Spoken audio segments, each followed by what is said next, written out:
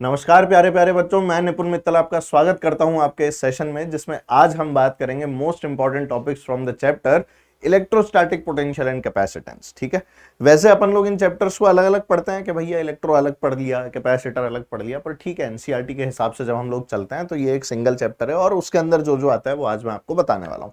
तो इसमें क्या मिस करके नहीं जाना है फाइनली हमारे एग्जाम के लिए, इसके बारे में बात कर लेते हैं। तो without wasting any time let me tell you यहां पर क्या क्या इंपॉर्टेंट है। तो सबसे पहले तो देखो, जो चैप्टर का नाम है, जैसा आप लोग देख ही सकते हैं, चैप्टर का नाम क्या है? पोटेंशियल। तो पोटेंशियल का जो कंसेप्ट है वो कहां से निकल के आता है? Sir that concept comes out from potential energy. तो पोटेंशियल एनर्जी के बारे में ध्यान रखना है सबसे पहली चीज, है ना। पोटेंशियल एनर्जी के बारे में ध्यान रखना है। पोटेंशियल एनर्जी, आप लोगों को स्फीयर की सेल्फ एनर्जी के बारे में पता होना चाहिए, ठीक है। इसके अलावा सॉलिड नॉन कंडक्टिंग के बारे में आपको पूरी तरह से आइडिया होना चाहिए। जो स्फीयर होता है आपका, है ना, सॉलिड नॉन कंडक्टिंग स्फीयर के केस में अंदर कितनी है, बाहर कितनी है, सारी चीजें पता होनी चाहिए, है ना। और तीसरी चीज की अगर हम लोग यहां पर बात करें तो किसी भी सिस्टम के पास में जो आपकी पोटेंशियल एनर्जी होती है, जैसे हमने एक ट्राइंगल बनाया, एक स्क्वायर बनाया, एक रेक्टेंगल बनाया, या what ever be the system, ठीक है, यहीं से हम लोगों को जो work power energy based questions होते हैं, जिसमें हम लोग वर्क एनर्जी थ्योरम लगाते हैं, वो वाले क्वेश्चन भी आप लोगों को आने चाहिए, ठीक है ना। वही चार्ज को यहां से रिलीज किया, नेगेटिव चार्ज रखा था, पॉजिटिव चार्ज रखा था, रिलीज कर दिया, ऑब्वियस है इधर भागेगा।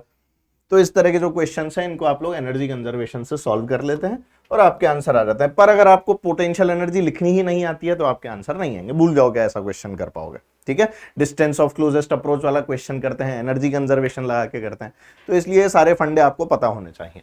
इसके बाद में जो काम का है, जो चैप्टर का नाम ही था पोटेंशियल, कैसे हम लोग पॉइंट चार्ज का पोटेंशियल लिखते हैं, सबसे इंपॉर्टेंट तो बेटा इसके अंदर वही है, पॉइंट चार्जेस, ठीक है। इसके अलावा जितने भी ग्राफ्स होते हैं, जितने भी ग्राफ आप लोग बनाते हो ना स्फीयर के लिए, तो सारे के सारे ग्राफ्स आप लोगों के लिए इंपॉर्टेंट हो गए। खास करके सॉलिड नॉन कंडक्टिंग वाला ग्राफ आपके लिए इंपॉर्टेंट हो गया, जिसमें पॉइंट ऑफ इन्फ्लेक्शन वगैरह सब कुछ बताया गया था आपको, ठीक है ना।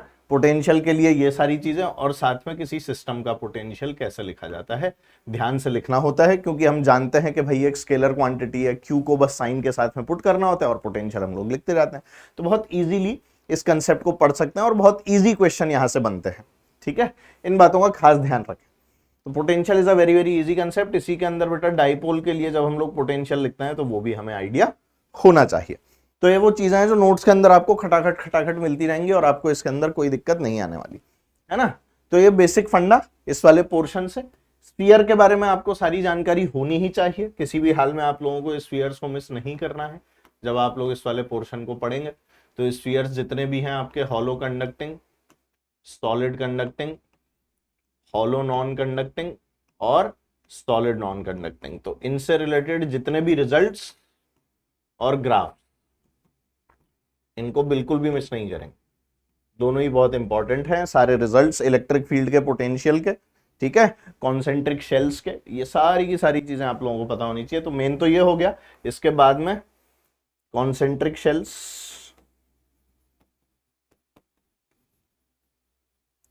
और इनको बहुत लगाव है बेटा अर्थिंग के कंसेप्ट से, जिसमें आप लोगों को टचिंग के कंसेप्ट का रूल का आइडिया हो जाता है कि भाई कैसे हम लोग पोटेंशियल को सेम करते हैं, चार्जेस को सेम नहीं करते हैं। तो ये सारे फंडे इस वाले चैप्टर के हमें पता होने चाहिए सबसे पहले, जो इलेक्ट्रोस्टैटिक पोटेंशियल वाला पार्ट है वो। इसके आगे जब हम लोग बढ़ते हैं तो हमें याद आता है कैपेसिटर। और जब हम लोग कैपेसिटर पढ़ते हैं तो देखो, कैपेसिटर से कोई बहुत भारी भारी सवाल तो नहीं पूछते हैं, ठीक है। सवाल इसके अंदर पूछते हैं भाई एनर्जी स्टोर्ड से, या डायरेक्टली कैपेसिटर के अंदर चार्ज कितना स्टोर हो रहा है उसके बारे में। तो कैपेसिटर में जो फंडे आप लोगों को पता होने चाहिए, वो सबसे पहले तो कैपेसिटेंस का ही फंडा है जो आपको पता होना चाहिए।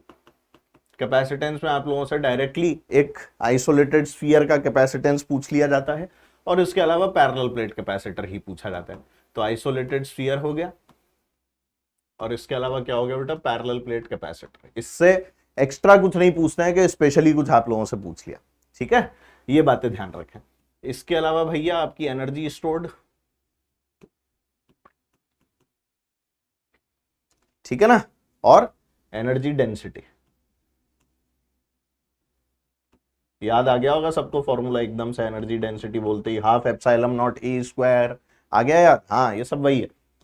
ठीक है, इसके बाद में जो आपके सीरीज और पैरेलल कॉम्बिनेशन होता है उससे बहुत ही आसान सवाल, मतलब ये मेरे को यहाँ लिखने की भी जरूरत नहीं है, इजीली आप लोगों को ये चीज पता लग जाती है कि कैसा सवाल पूछा जा सकता है।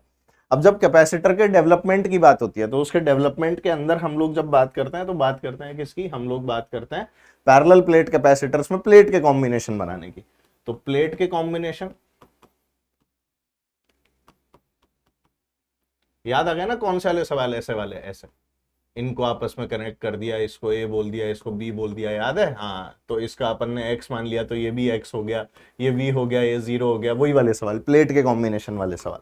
ठीक है, प्लेट कॉम्बिनेशन के अलावा आप लोगों से जो मैक्सिमम चांसेस हैं इस चैप्टर में सवाल आने के, वो होते हैं इस वाले पोर्शन से जो कहलाता है आपका डाइलेक्ट्रिक। तो डाइलेक्ट्रिक का कैपेसिटर में फिल करने के ऊपर जितने भी क्वेश्चन है विद एंड विदाउट बैटरी, वो वाले, और इसके अलावा पार्शियल डाइलेक्ट्रिक स्लैब। तो पार्शियल डाइलेक्ट्रिक स्लैब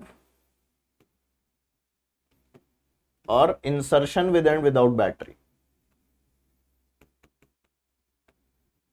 तो यहां से बहुत अच्छे अच्छे सवाल बनाए जाते हैं आप लोगों के, है ना, जिसके अंदर आपसे स्विचिंग वाले प्रॉब्लम करवा लिए जाते हैं and so on and so fourth. तो स्विचिंग वाले पार्ट को आप लोग जरूर से देख कर जाएं, कितना चार्ज बह रहा है, हीट जनरेटेड वाला पोर्शन जो होता है वो, ठीक है ना, ये आपने को पता होना चाहिए।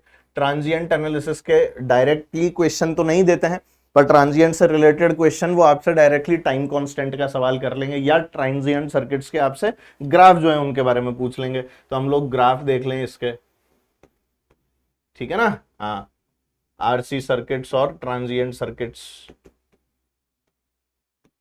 चार्जिंग और डिस्चार्जिंग वाले, बहुत डिटेल के अंदर पढ़ाया भी गया है, तो इसीलिए आपको मेरे हिसाब से अब कोई दिक्कत इसके अंदर नहीं होनी चाहिए।